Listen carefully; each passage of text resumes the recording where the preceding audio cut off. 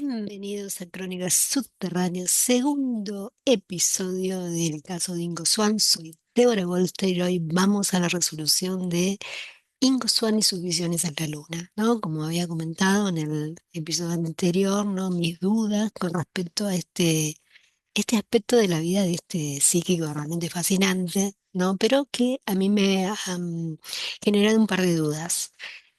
Así que bueno, hoy vamos a continuar con la historia, vamos a darle la resolución. Y bueno, es una forma también de mostrar cómo se trabaja con las fuentes, cómo hay que atender los datos, cómo se realiza, ¿no? Cómo hay que repensar a veces estas historias que llevan mucho tiempo, a veces dando vuelta, ¿no? Y no hay un momento de análisis, ¿no? Ya que, bueno, hemos analizado a fondo todo este aspecto de Ingo Swann y que, bueno, hace mucho ruido, ¿no? La visión remota.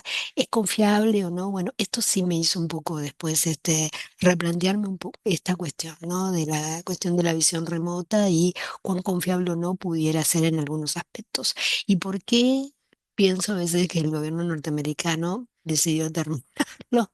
¿No? Si es que no siguen haciéndolo, pero bueno, de alguna manera decidió como dar por finalizado todo eso, ¿no? Lo cual no deja de ser llamativo porque si hubiera algo más importante hubiera seguido, aunque algunos mal pensados dicen que ahora siguen con respecto a lo que se le llama los sónicos, ¿no? Aquellos que que logran atraer a las naves y se logran comunicar y ver si pueden hacer andar sus ovnis recuperados. Bueno, esa es otra historia que otro día vamos a tocar, pero también pone en evidencia esta cuestión de los informantes, ¿no? Los informantes que en esta última etapa también han salido, y después voy a hacer el análisis voy a seguir con este tipo de análisis para que tengamos en cuenta que, bueno, hay que estar atentos a la información que nos transmiten. Pero bueno, sigamos con el tema de Ingo, que les tengo preparado esta resolución tremenda. Vamos a compartir. Bien, bueno, como les dije, Ingo Swann, este, vamos a hacer un poquito más chico, va a publicar este libro que se llama Penetration en el año 1998, ¿no? Donde cuenta toda esta experiencia, ¿no? Que hasta el momento nadie sabía. ¿No? Es como que, bueno, sí se conocían, como digo, sus experiencias con respecto a Júpiter o Mercurio o Marte, pero esta experiencia de la Luna es completamente como un poco exclusiva de este libro porque, digamos, no está reconocido a nivel gubernamental.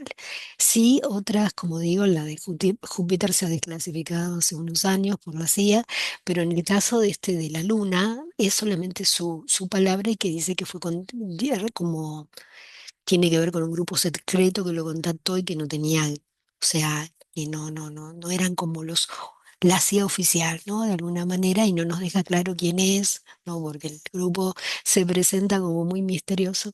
Lo cierto que él, bueno, como digo, publica este libro en el 98, lo publica él porque nadie se lo quería publicar, ese es otro punto interesante. Vemos desde el principio de la, del libro de que él se encuentra en un estado un poco, ¿no? Hace como un poco frustrado a veces por algunas cuestiones que visualizó durante su paso, durante sus casi 20 más de 20 años que estuvo trabajando con la CIA en el proyecto Stargate, ¿no? Y que además había una cuestión que era importante de que él creía que no estaba siendo bien pago. Y esto para mí es un punto muy importante, ¿no? Muy central, diría, ¿no? Que no.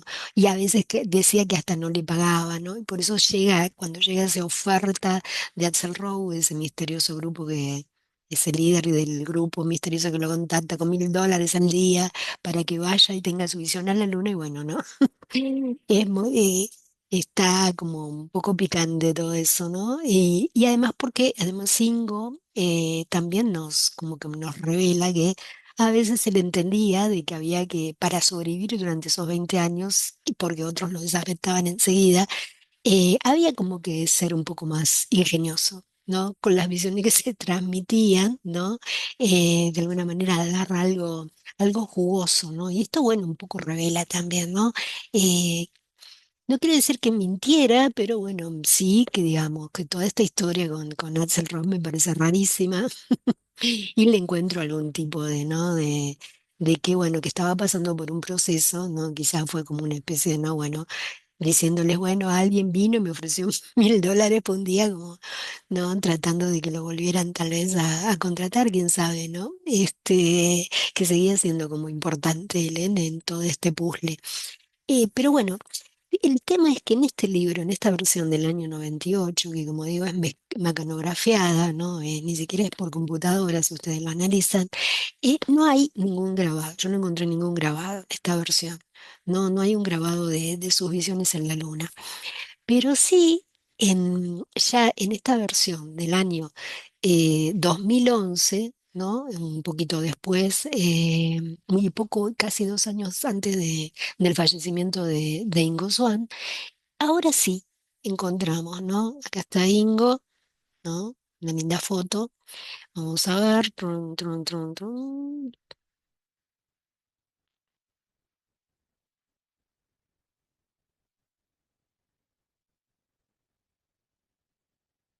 El libro está en francés. Todavía no tuve oportunidad de traducirlo a ver si mantiene todo lo que decía en el 98, pero lo que sí me llamó la atención, s- a ver, acá está, son estas fotografías, ¿no? Que vemos aquí, ¿no? Vamos a ponerla más alta, ¿no? Que se presentan, y esto es raro ya por otra cuestión, porque él en el libro que fue lo que yo les leí, ¿no? Ese capítulo de la luna, él afirma que los dibujos que hizo en ese momento en la sesión que se hizo, se las entregó a Axelrod y que nunca más los volvió a ver, ¿eh? Salvo que en esta versión se haya acordado, porque él decía que encima no se acordaba a veces de todo y por eso decidió hacer el libro, haya como vuelto a, ¿no?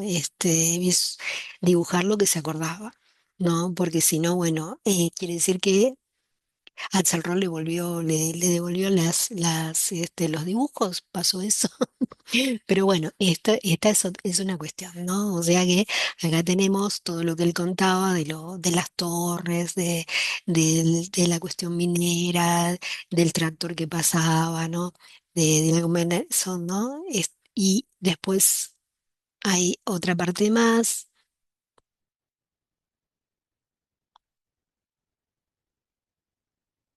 A ver,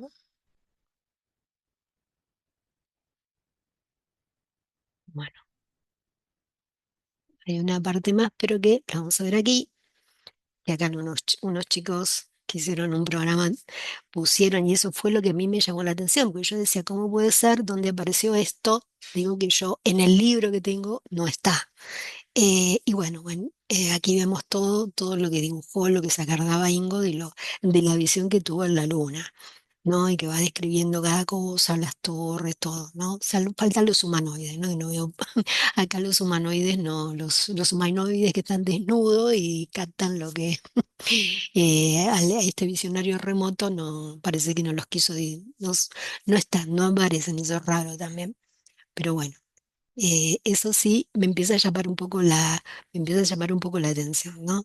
Eh, Vamos a seguir, perdón, que me salí. Ay,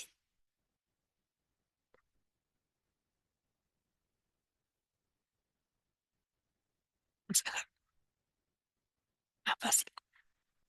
Bien, sigamos. Eh,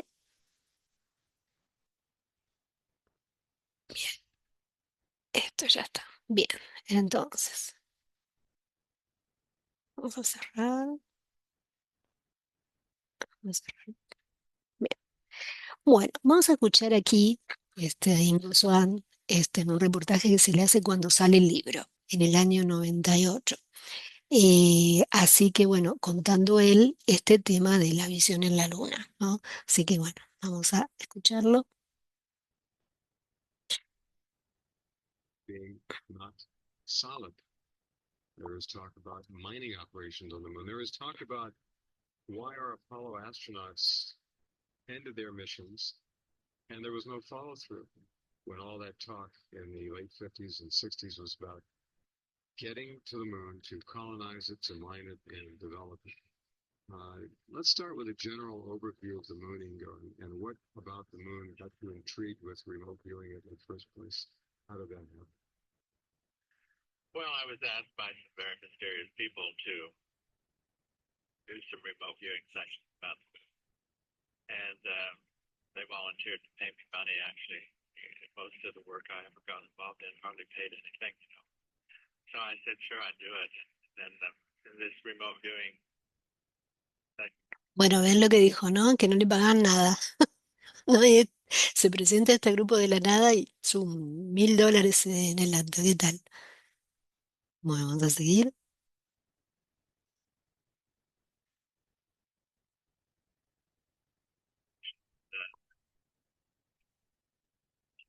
things that basically raised like people there, big structures, lots of activity and things like that.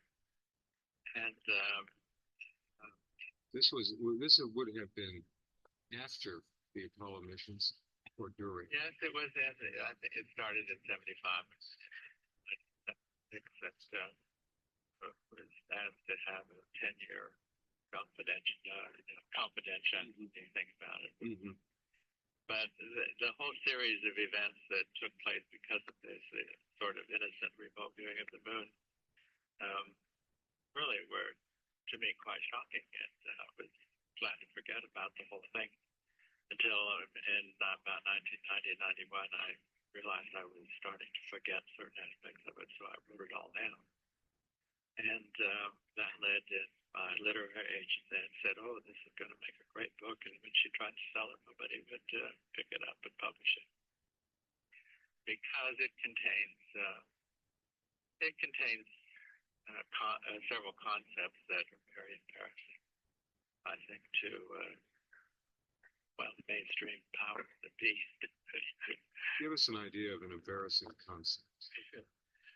Well, we've been taught many years that the moon was a dead place. There was no water, no air, no nothing, I saw air there at least. I don't think I commented on water on the moon, but it's only in the last 2 years that science has finally admitted that there's water and an atmosphere on the moon. But back in the 60s, this was denied.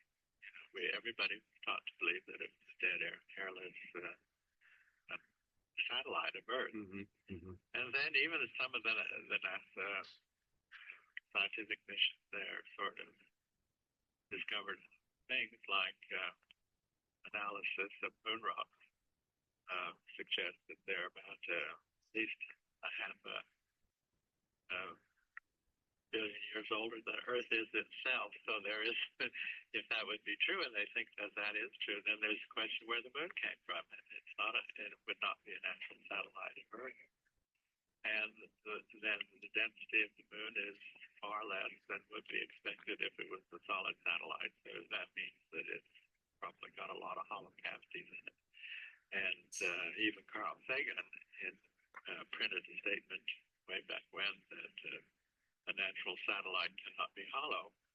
And if the satellite's hollow, that means it's not natural. And no real scientist said it's a created, man-made type of thing, but that's the implication there.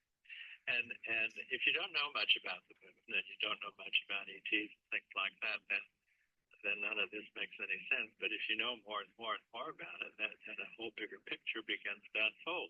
You really can't avoid it anymore. Bueno, ¿no? Es interesante, pero bueno, lo bueno al marcar esto, nos marca enseguida el que, bueno, que le ofrecieron $1000, que su libro no fue elegido para publicarse porque era muy controvertido, ¿no? Y esta cuestión de estar mal pago. Y también, ¿no? O sea, les recomiendo después que busquen la entrevista, Ingo Swann Interview, nuestra misteriosa luna. Eh, Él lo que dice... hay mucha influencia ahí en Ingo ya, ¿no? Porque ya ha pasado tiempo de esa experiencia, él se estaba olvidando y se nota, ¿no? Se notan los libros que está leyendo, se notan las tesis que está como exponiendo de lo que va pasando con la luna.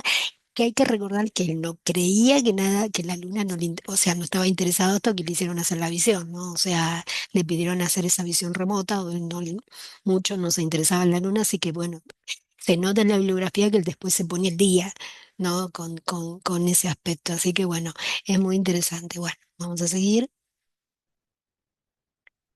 Bueno, y aquí está el libro que para mí es clave, que es Alguien más estuvo en la luna, que es de este George Leonard, que es el que habla de alguna manera, que se habla de Ingo Swann, y vemos la tapa, quería mostrarles la tapa porque me parece un poco, ¿no? De la vieja época de ciencia ficción, ¿no? Tiene ese estilo, fines de los 60 inicios de los 70, ¿no? Este estilo así más fantástico que nos habla un poco del autor. ¿No? Esta tapa para mí muestra, hay otras tapas, después aparecen otras tapas, pero esta es una tapa temprana, a ver si nos dice el año, 1977, bueno, más, pero que, bueno, nos dice un poco, ¿no? Sobre su autor, que ahora como vamos a ver, no es tan fácil de saber quién es este autor. Sigamos. Bien, estas son eh, aquí está el libro, la etapa más conocida. eh, Alguien más estuvo en la Luna, ¿no? Documentos supuestamente oficiales, fotografías de la NASA. ¿Qué quiere decir que circulaba este mercado negro? No, no es que nadie descubre la pólvora, siempre ha circulado, ¿no?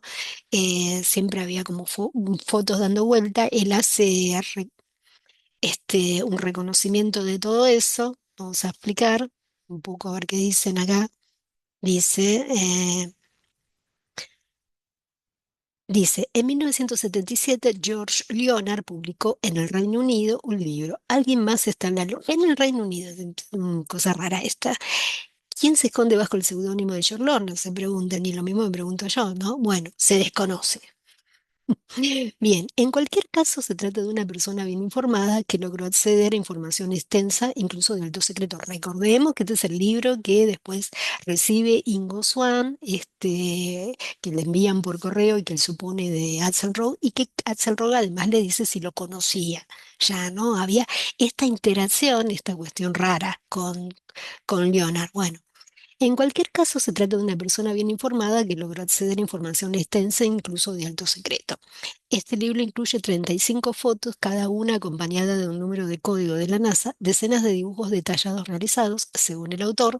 No, él también hizo como, vamos a ver, un par de dibujitos a partir de fotografías de gran formato y de alta calidad de la NASA.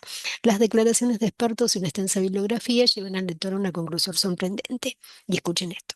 La NASA y muchos científicos de renombre mundial saben desde hace años que se han encontrado indicios de vida inteligente en la Luna. Sin embargo, esta información se oculta cuidadosamente. La comunidad mundial no le dio mucha importancia a este libro, considerando que los materiales que contiene no están probados. Pero a principios de 1996 se confirmó una información sensacional y fantástica. En la Luna hay rastros de civilización muy antigua y claramente extraterrestre. Pues veremos ese punto. La noticia fue anunciada en Washington por en una conferencia de prensa por Ken Johnston. Bueno, no es que lo anuncia porque mucha gente se confunde y cree que hubo un anuncio por parte de la NASA diciendo que en la Luna hay vida y hay civilización. No, no, no. Esto lo dice Ken Johnston, pues vamos a ver esta cuestión de los informantes enojados, los informantes echados de los organismos gubernamentales, que es algo que se ve en la actual desclasificación que estamos viviendo, estos informantes desafectados desde las agencias gubernamentales que salen a hacer estas declaraciones. Bueno, acá estamos viendo exactamente lo mismo. Bien, eh, bueno, ¿no? Y estas son algunas de las fotos. Vamos a ver, ¿no? Una de las fotos que también tiene no, esta es muy impresionante. eh, bueno, ¿no? Más o menos. Algunas de las fotos que podíamos encontrar, pero creo que son más de Ken Johnston. Bueno, pero el libro lo tiene. Bueno, bien. A ver acá si los podemos ver mejor. Un minutito. Ah, este sitio, Archirov, se los recomiendo.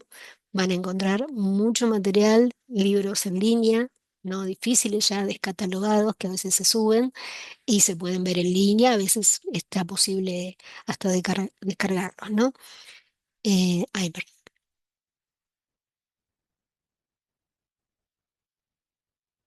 perdón. Bien.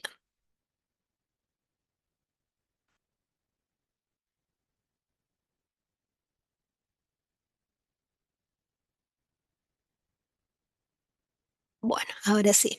A ver, es el libro. Vamos a poner un poquito más alto. Truco, truco. A ver si me deja ver las fotos, si carga rápido. Ah, un poco lenta la cosa, porque no se bajó todo todavía. A ver,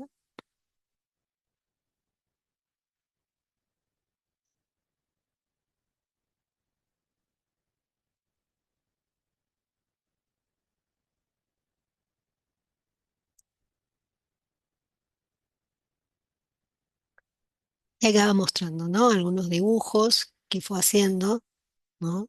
De, de lo que él vio en algunas fotografías, algunas sí puso y otras las dibujó, no sé, ¿no? De lo que él creía que hay.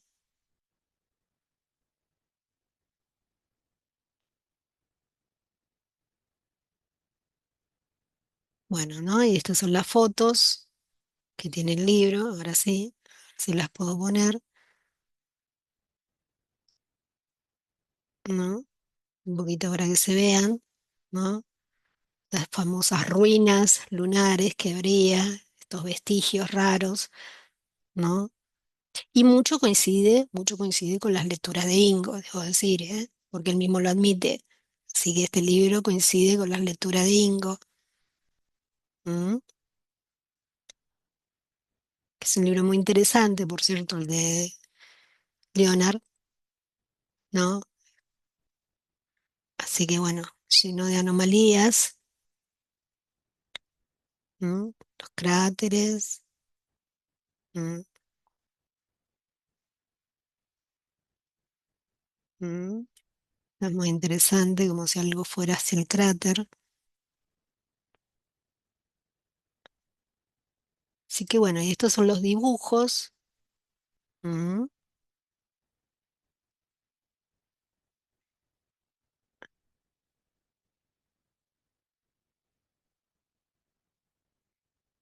Bueno, bien, sigamos. Vamos a ver quién es Leonard. ¿Quién nos dicen? Bueno, autor, ¿no? De George Leonard, ¿no? Nacido en Maiden, Massachusetts, el 24 de diciembre de 1921 y se lo tiene como fallecido en el 2018.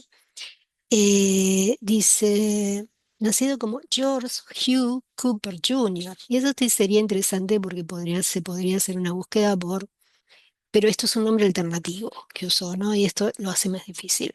Cambió su nombre legal después de que su madre se volviera a casar. Algunos sitios web indican en 1994 como año de su fallecimiento, aparentemente por error. Consulta el obituario, bueno, ¿no? Hay como controversia cuando realmente falleció, ¿no? Si en el 2018 o antes, no sabemos.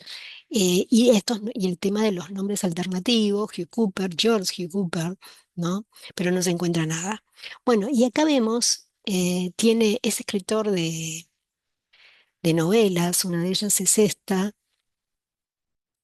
em, Sets Mats, se llama, vamos a verla,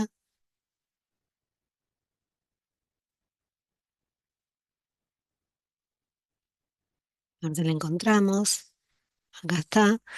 Y van a ver el estilo, esta es la novela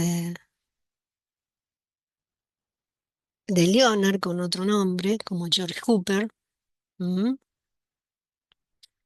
Vamos a agrandarla un poquito, ¿no? Y bueno, ¿no? Una novela erótica, que trataba, que decía, a ver, acá, reseña en alemán, a ver,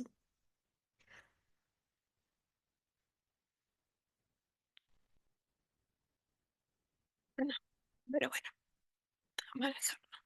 A ver qué dice acá Amazon. Si no dice nueva novela. En enero de 1969, ¿no? Eh, Novela así de ciencia ficción. Encontramos. ¿Ah?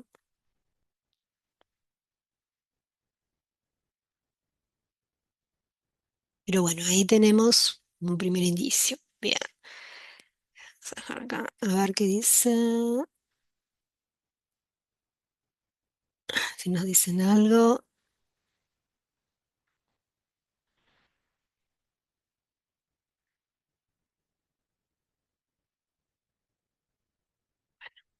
¿Qué quiere ir? Vamos a ver.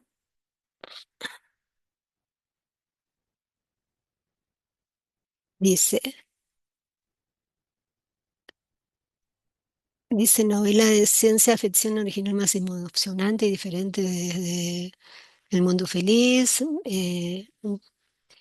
Dice, y futurista y benévolo, un periodo de licencia sexual estatal, mientras tanto, bueno, ¿no? Una cuestión muy de la época.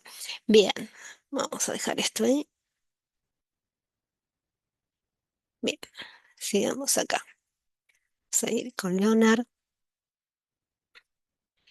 Y otra de las novelas, esta es muy, también muy interesante, se llama Alien, ¿no? Que ya en el año 77 le escribe.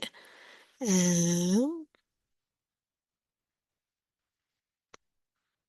ver si la encontramos, ya como Leonard, George Leonard, ¿no? Vamos a ver esta.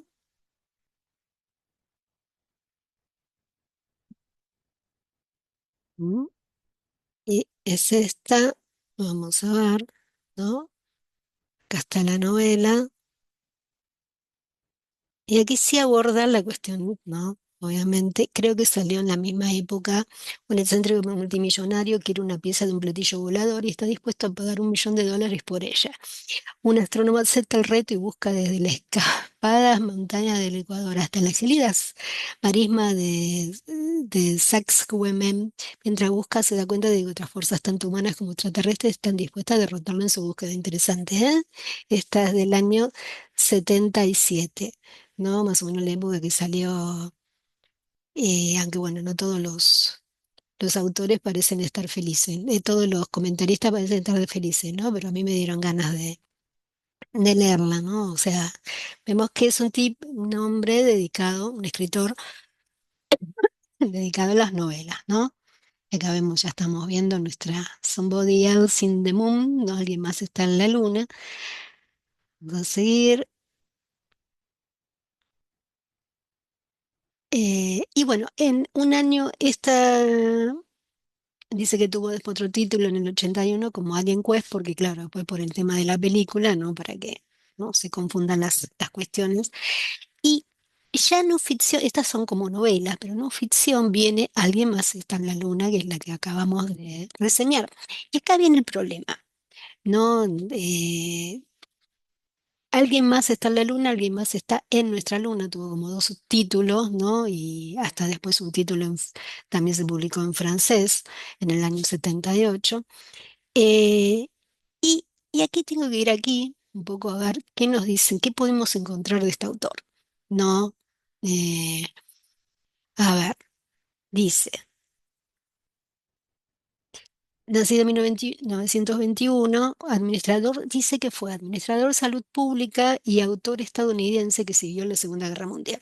De 1941 a 1945 y comenzó a publicar obras de interés de género en Sexmats, la que hemos comentado, como Hugh Cooper, una novela modestamente erótica en la que el amor y el sexo perturban una distopía controlada por computadora, ¿no? Siempre estaba con esos temas un poco. Su novela de ciencia ficción bajo su propio nombre, Alien, 1977, y Alien Quest, 1981, explora competentemente, pero sin mucha energía, las convenciones del cuento de aventura de ciencia ficción. No está conectada con la película Alien de 1979, cuyo lanzamiento y fama presumiblemente son responsables del cambio de título de la reedición de la novela en 1981. Dice, y acá, atención. Leonard también es autor de una obra clásica de pseudociencia. Bueno, no siempre igual hay como una lucha, ¿no? Contra todo lo que es esta clase de misterios, ¿no? Hay como una, siempre tratado como algo menor, ¿no? Pero bueno, así se ven muchas, aunque tengan la mejor intención. O posiblemente una parodia, creen, alguien más está en la luna y alguien más está en nuestra luna, que pretende explicar muchas características del paisaje lunar a partir de las importantes obras de ingeniería de los colonos extraterrestres. Y, entre otras cosas, caracteriza a Galileo como un pionero aguerrido. El autor posteriormente desautorizó este libro, una cosa rara, ¿no? O como que se sintió afectado por las críticas, ¿no? Y después como que se quiso desatender, ¿no? Pero no he encontrado, en ningún momento les digo, no encontraron nada de eso, no sé dónde han sacado, pero bueno, alguien estaba, este, estaban diciendo de que, bueno, que no estaba tan contento con su obra, ¿no? Pero bueno, esto es lo único que podemos encontrar, ¿no? Porque, bueno, algunos dicen que Leonard estaba trabajando para la NASA, ¿no? Dentro como administrador de salud pública, pero no está, no hay nada que así lo compruebe. ¿De dónde obtuvo esa información? Bueno, él dice que realmente se involucró con esa investigación, tuvo acceso, pero no hay nada que nos diga quién es este autor. Bueno, y acá teníamos los libros, ¿no? De algunos, nuevamente, acá están los libros. Esto es todo lo que tenemos de este autor. No hay completamente, a ver qué nos dice aquí, en Goodreads. Nada, una forma de venta, pero no nos dicen nada del autor. Y eso es lo raro, ¿no? Eso es lo raro. Ahora acá, vamos a escucharlo, vamos a leer un poquito de lo que dice Leonard, cómo llegó a esta investigación. Y esto lo publica Borderland Sense, una revista de investigación fronteriza muy interesante, ¿no? Pero ya más mística, ¿no? Pero bueno, vamos a ver lo que dice el autor. Me encontraba en el vestíbulo de mármol del edificio de la Administración Nacional de Aeronáutica y del Espacio, a la sombra del Capitolio, contemplando una fotografía satinada, apenas consciente de la multitud que me empujaba mientras se dirigían a almorzar. Era solo una de las miles de fotos tomadas por la NASA en su programa lunar, pero me costaba contener el temblor de las manos. Lo que vi fue fantástico, increíble. Me demostró que la Luna no era como nos la habían presentado, un satélite muerto con solo interés estratégico y de investigación básica, ¿no? Y esto parece un poco lo de lo que dice Ingo, ¿no? Inga también decía que él creía que no había nada, que no existía nada. Esto es muy llamativo. Bien. La fotografía, junto con otras de mi colección, dejaba clara la evidencia que la Luna albergaba vida. Era innegable la verdad que se hacía patente. La Luna estaba habitada por una raza o razas inteligentes que probablemente llegaron desde fuera del sistema solar. La Luna está firmemente en posición de estos ocupantes. La evidencia de su presencia está por todas partes, en la superficie, en la cara visible y la cara oculta, en los cráteres, en los mares y en las tierras altas. Están cambiando su rostro. La sospecha o el reconocimiento de esto desencadenó los programas lunares de Estados Unidos y la Unión Soviética, que quizás no sea tanto una carrera como una cooperación desesperada. La imagen que sostenía mostraba un vehículo manufacturado que brillaba entre otros objetos manufacturados. Tres puntuales a juego sobresalían de la parte trasera. Una hermosa punta moldeaba adornada la parte delantera. El objeto era perfectamente ovalado. A lo largo de un borde, debajo se veían apéndices ciliares parecidos a los de un 100 pies. No, esto es lo que él vio, ¿no? Que después recordó. 10. Dice, porque esto lo dice el director de la revista. Arriba, en nuestra copia dibujada a mano de los dibujos de Leonard de tres de los vehículos, estructuras que otros ven en la foto de la NASA del Mar de la Luna, Mar de la Tranquilidad. Fue una prueba más que añadía a la creciente lista de enormes maquinarias y dispositivos que hicieron girar la Luna y derribaron el anillo de cráteres, otro suceso impactante del que nadie había hablado en los artículos científicos ni en los periódicos. Necesitaba hablar con alguien. ¿Había algún científico de la NASA que me fuera sincero? Quería comunicarme sobre lo que veía, quizás también necesitaba un freno. Tenía que haber un científico que me hablara con sensatez. Hasta ahora solo había recibido declaraciones rápidas de que todos los fenómenos eran de origen natural. A veces me lanzaban las respuestas incluso antes de que hiciera las preguntas, como si estuvieran programados. Deja de pensar en cosas que has conocido en la Tierra, se preguntan. De repente volví a los ascensores, bajé en una planta diferente y caminé lentamente por el pasillo. Subiendo de un lado a otro, los nombres en las puertas no me decían nada. Subí a otra planta. Leon Kosovic, el intérprete jefe de la superficie lunar, se había jubilado. No sabía quién estaba en esa oficina ahora. Al final de otro pasillo me detuve. El nombre junto a la puerta me sonaba. Unos años antes había asistido a un seminario de gestión en un centro de conferencias en la ondulada campiña de Virginia. Uno de los asistentes era ejecutivo. Esto en Virginia, ahora que lo leo, ¿no? ¿Será que había concurrido a alguna de las, al centro Casey tal vez? ¿Será eso? Porque justamente se encuentra en Virginia Beach, ¿no? No sé, tuve como una visión remota. Bueno, uno de los asistentes era ejecutivo financiero de una de las instalaciones de campo de la NASA. Durante esa semana forjamos una amistad. Ahora veía su nombre junto a la puerta. Lo habían transferido a la sede. Estaba fuera de su oficina. Su secretaria me dijo que podía esperar, que volvería enseguida. Me senté mientras me resonaban en la cabeza las palabras del científico espacial británico G. F. Forster, quien dijo que había estructuras extraterrestres en la Luna esperando ser descubiertas. También resonaba en mi tímpano la voz del doctor Farouk El-Batz, entonces geólogo clave asociado con los vuelos Apolo y ahora director de la investigación del Museo Nacional del Aire y del Espacio. Es posible que estemos viendo artefactos de visitantes extraterrestres sin conocer, no muy de la época.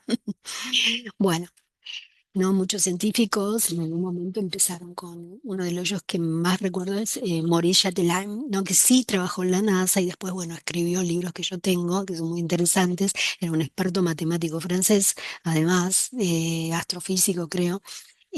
No, no, pero matemático sí. Y escribió, ¿no? Sobre cómo se llama civilizaciones en la antigüedad, ¿no? Hacía toda una serie de cálculos. Hubo mucha cuestión dankeniana dando vuelta, ¿no? Bueno, y tenía grabada en la mente la respuesta de Wilbur Smith, un científico canadiense asociado con el gobierno de Ottawa. Wilbur Smith, ya hablaré de él un día.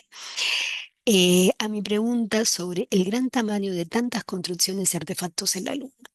Deja de pensar en términos de la Tierra, de los humanos, de las cosas que has conocido. Quítate esa camisa de fuerza, le dice Smith. En distintos grados todos estamos en esa camisa de fuerza, en uno de los temas de es uno de los temas de este libro. Joe me miró fijamente y durante largo rato después de que hice la pregunta. ¿Quieres hablar con alguien de la NASA relacionado con el programa lunar? Dijo finalmente. Alguien que llame las cosas por su nombre y diga lo que piensa. Desafiante. Algo así. ¿Qué tal?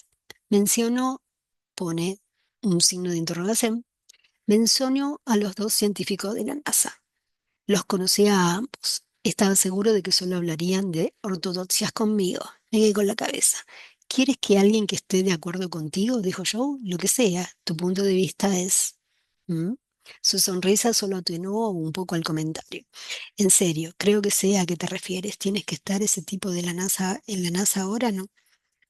Bien, escríbele a Sam Whitcomb. Estuvo con nosotros al principio, se fue para aceptar un trabajo importante en una empresa de investigación en California. Es de los que hacen ruidos vulgares con la boca si creen que están diciendo tonterías. Pero si se fue durante los primeros días, Sam tiene una afición, dijo Joe, no se cansa de seguirle el ritmo. Dice, los mejores $300 que he gastado en mi vida. El doctor Samuel Whitcomb resultó ser un ingeniero que había obtenido su doctorado en física, además de un apasionado de la astronomía. En lugar de seguir con la correspondencia, lo llamé, conseguí una cita. Debería investigar a Samuel Whitcomb, a ver no sé si, a ver si, a ver si vive, supongo que no. Este punto se me pasó, lo vamos a hacer ahora. A ver,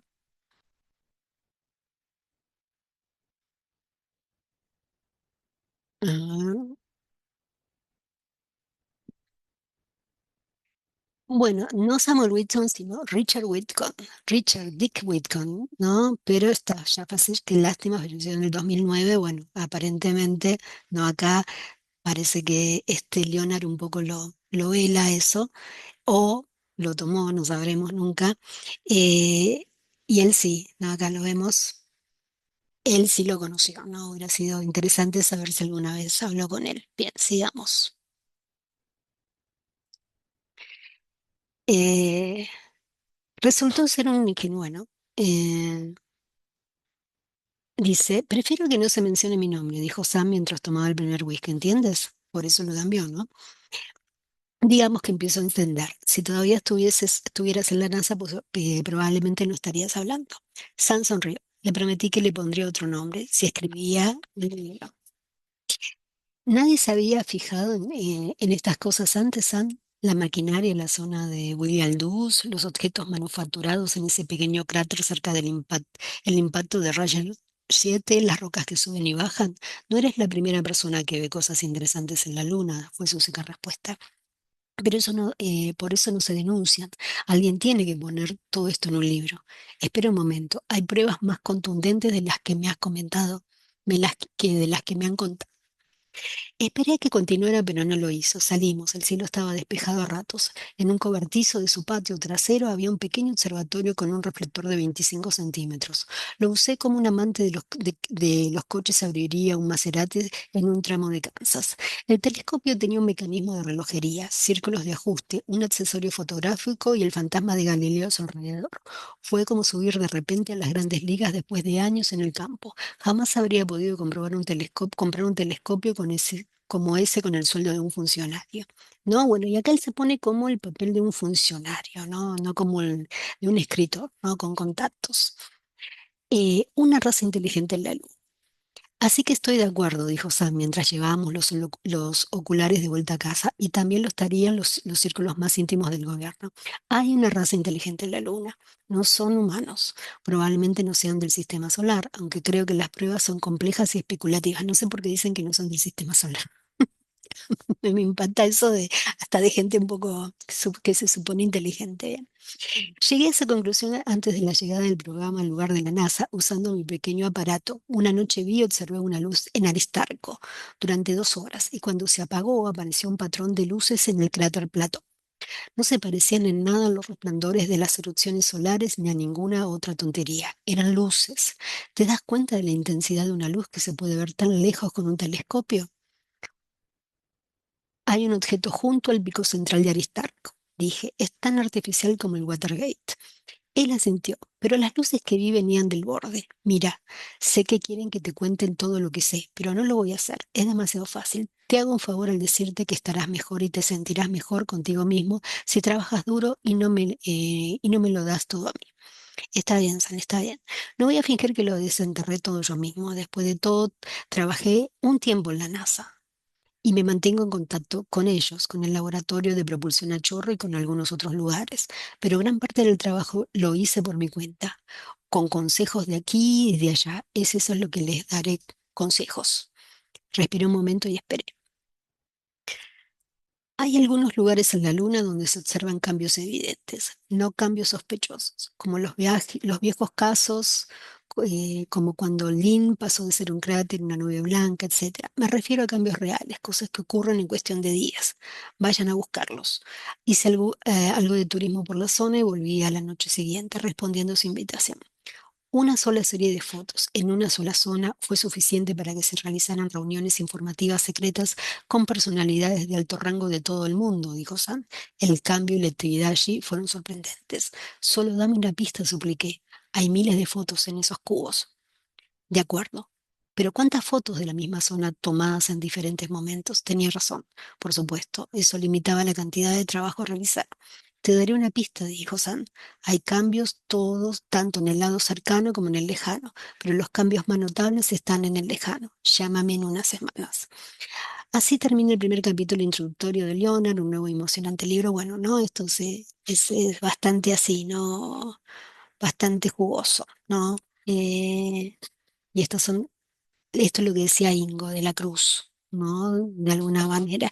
Pero bueno, esta es como también presenta Leonard su libro, ¿no? Así cargado de un poco de misterio, ¿no? Cómo va llegando a las pruebas que después se presentó, pero ya tenemos que estamos hablando de un autor de ciencia ficción y un autor además que después se corre con este libro.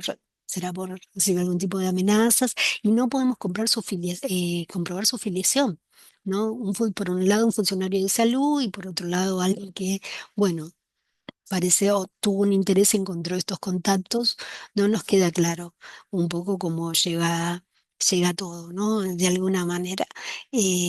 Sigamos. Bien, quiero decir, ¿no? Esta cuestión, ¿no? Hay una cuestión también aquí cuando se habla de, ¿no? Eh, del tema de la divulgación de la luna, ¿no? De que se dice que hay civilizaciones.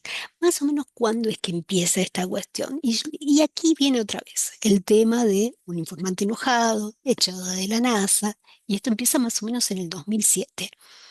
¿No? Que se empieza a decir que científicos estadounidenses revelan los secretos de la NASA sobre las ciudades en la Luna y los microbios en Marte, ¿no? Y esto fue, ¿no? Tuvo a Ken Johnston, ¿no? También, ¿no? Un informante enojado, y algunas fotos liberadas, como siempre, la NASA desconociendo todo esto, ¿no? A ver si lo podemos ver en fotos, a Ken Johnston, acá no. Y esta cuestión, ¿no? Los informantes enojados que liberan cosas, ¿no? La NASA que desconoce, ¿no? En todo caso, todo esto vamos a buscar a Ken Johnston.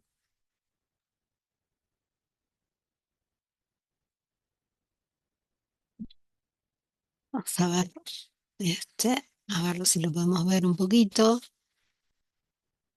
A ver acá. Well, I was at NASA and the Apollo program, and my job was to keep track of all of the films and pictures and things that were taken on the moon. That's kind of what led me to the position to be at the right place to see a few things that were going on that maybe not everybody was supposed to see. And as the spacecraft is coming over and looking down into the crater, right in the bottom of the shadow area, there was a cluster of 5 glowing domes. In trying to communicate.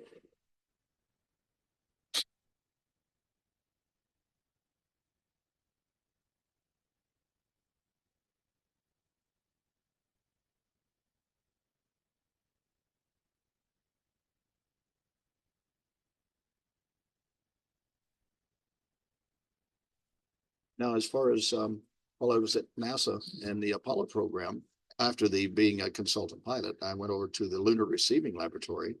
Is where I was given the position as the director of the data and photo control department. And my job was to keep track of all of the films and pictures and things that were taken on the moon of the lunar samples and from orbit. That's kind of what led me to the position to be at the right place to see a few things that were going on that maybe not everybody was supposed to see. Later on, whenever I retrieved my set and I was working with Mr. Hoagland in the Enterprise mission, some of the things that scientists and geologists would look at, they would see things that didn't look like they would be considered natural formations, where you have 90-degree angles and steps coming up step type pyramids.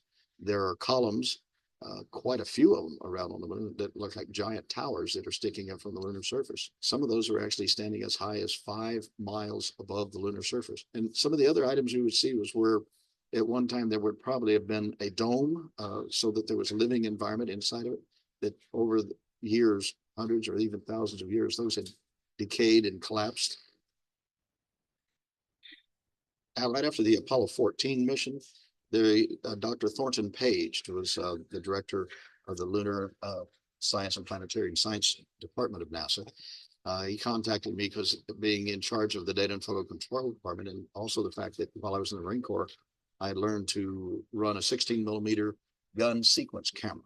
Dr. Page had me check out from the main photo lab a specific reel of 16 millimeter film that was being filmed during the Apollo 14 mission. While the astronauts were on the lunar surface, the command module going around the moon was filming, making pictures, part of mapping the surface of the moon. Met me in this one room. We set it up, and I was showing the pictures, and we're looking at the surface of the moon as the spacecraft's coming over the top.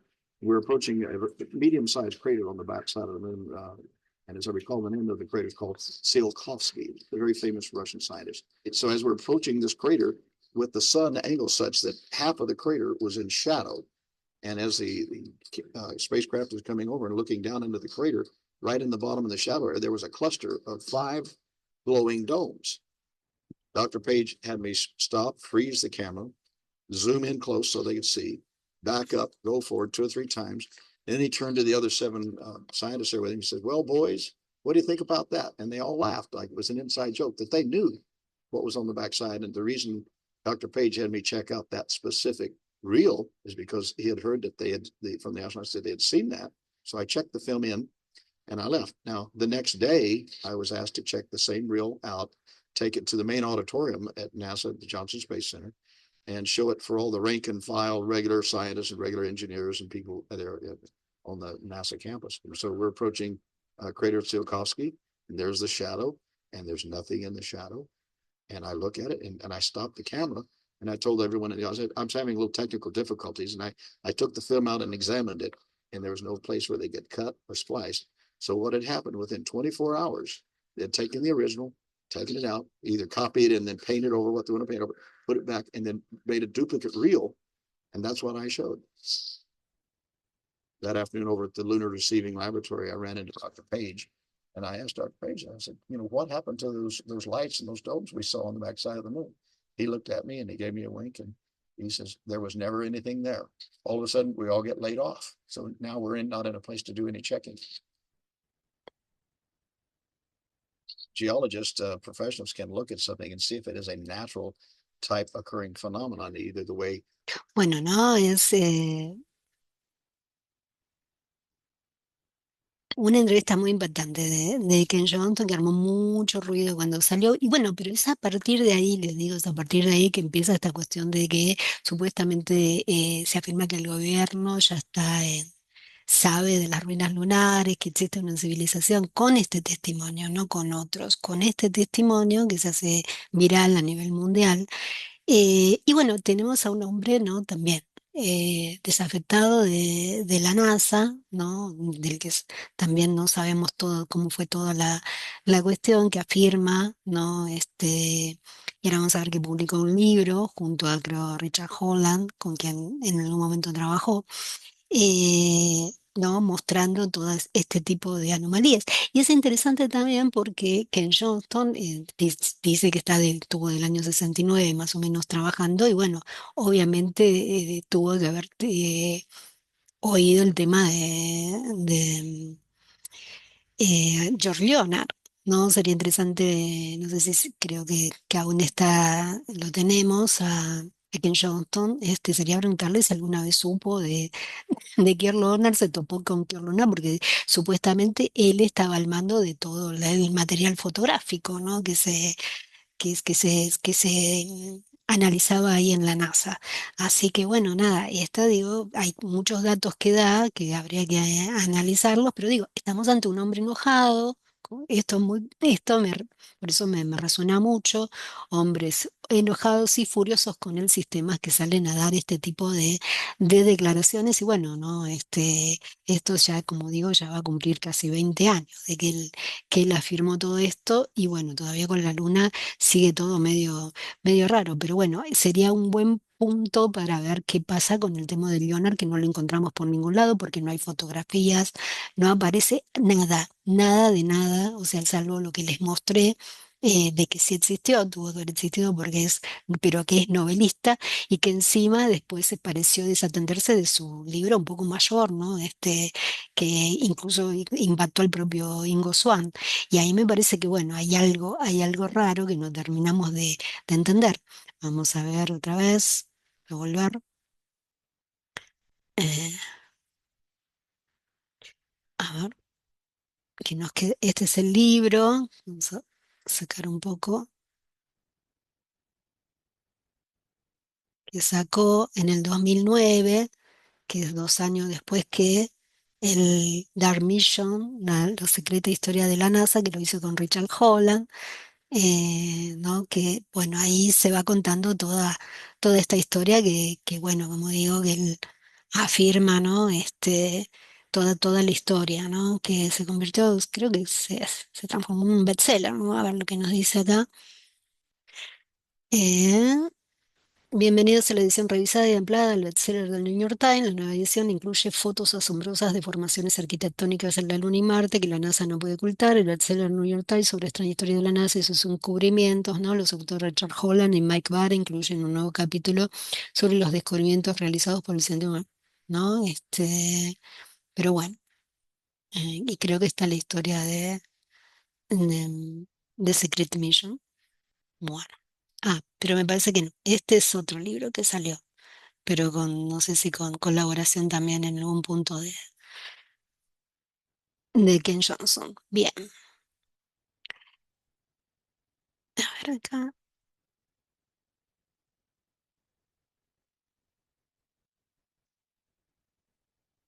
esto ya está, esto ya está. Y acá, con respecto al famoso Axl Rose, ¿no? Hay muchas cuestiones de quién sería, de Dingo, de dónde sacó eso, si es que no. Si es que es verdad en algún punto, ¿no? Para darle un poco de crédito de alguna manera a la historia de Ingo, no, pero el problema es que, bueno, ya vemos que con el caso para mí, el caso del libro de Holland, que por alguna autoridad más arriba que él se ha tomado en serio, me parece raro porque, digamos, el autor es un poco esquivo de comprobar, ¿no? Y toda la historia de si para algunos es casi, no es cierta, ¿no? Y algunos dicen que Axl Rose, pero que sería para otro programa, ¿no? En algún momento podría ser Luis Joy o eh, Luis Jolion, Jolly West, como se le decía, que fue un psiquiatra, bueno, involucrado en las peores cosas de control mental, MK Ultra con la CIA, ¿no? Que podría en algún punto, porque se menciona algo se lo menciona en el libro de Ingo, y que podría, bueno, tener algo que ver, ¿no? O se hace como una referencia, sin mencionar todo el nombre, de ser Axl Rose. Pero bueno, para mí, bueno, eso no es es importante, pero me parece más importante establecer quién era Leonard, ¿no? Que no parece estar claro en la cuestión de Ingo Swann. Y esto que me lleva a decir, bueno, que acá hay yo tengo muchas dudas con respecto a lo que pasó con la Luna y además porque los dibujos, los supuestos graf de esa sesión volvieron a aparecer misteriosamente y aparecieron en su libro de 2011, ¿no? Qué cosa rara, esto que supuestamente no los tenían, pero que parece, bueno, o parece haber recordado o haberse ayudado con algo, ¿no? La verdad que, bueno, me quedan un montón de preguntas con respecto a esta cuestión, a este punto particular de Ingo, ya para terminar. Y bueno, me hace un poco no dudar de la historia en sí, porque los datos no están confundidos. Y a mí me parece que, bueno, pasaba un poco, creo que es un poco como eso, ¿no? De que él estaba un un poco frustrado, me parece, con respecto a todo lo que vivió. Y esta cuestión, ¿no? De que remarcaba de que no había estado bien pago, ¿no? El libro que no sé, que intentó lanzar y no lo tuvo que hacer él. Eso es muy raro, ¿no? Que no se eso hablaba de que no se lo tomaba tan como una figura tan importante como él creía en el fondo, ¿no? Está bien que todavía no había explotado, no había estado la CIA no reconocía ese tipo de programa, lo hizo mucho después, podría ser por eso, y que ahora muchas cosas se aceptan mejor, también es cierto, pero bueno, a mí me parece que creo que eso de la luna yo no lo tomo como algo casi real en la vida de Ingo, me parece que bueno, está un poco ahí novelada la historia, todo de Axl Rose, después hay otra parte más fantástica, ¿no? Y eso me recuerda también a Dylan Borland, de otro informante que voy a hablar muy pronto, ¿no? Cuando dice que también lo llevaron a ver un ovni triangular. Ingo dice lo mismo, lo llevaron a ver un ovni triangular justamente en Alaska, una zona muy caliente con respecto a la cuestión UFO y de infinidad de rumores, centro de infinidad de rumores. Sí cuenta cosas interesantes de esa nave y su interacción, ¿no? Como una especie de sónico, como le dirían ahora, ¿no? Tratando de entender qué es lo que está viendo, qué es lo que te está interactuando. No dejar de ser datos jugosos igualmente.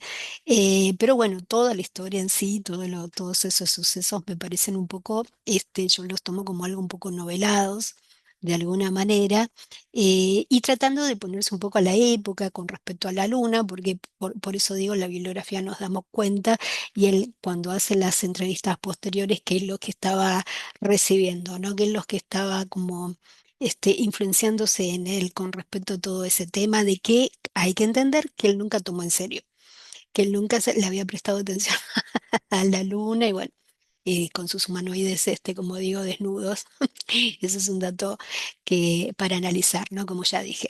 Así que bueno, espero que les haya gustado. Vamos a seguir con cómo se trabaja con este tema. Es seguir, analizar, sin desmerecer. Después hablaré un día del tema de Ingo y de las visiones remotas que cuando estuvo en Egipto, que me parecen fascinantes. Así que bueno, los espero. Hasta luego.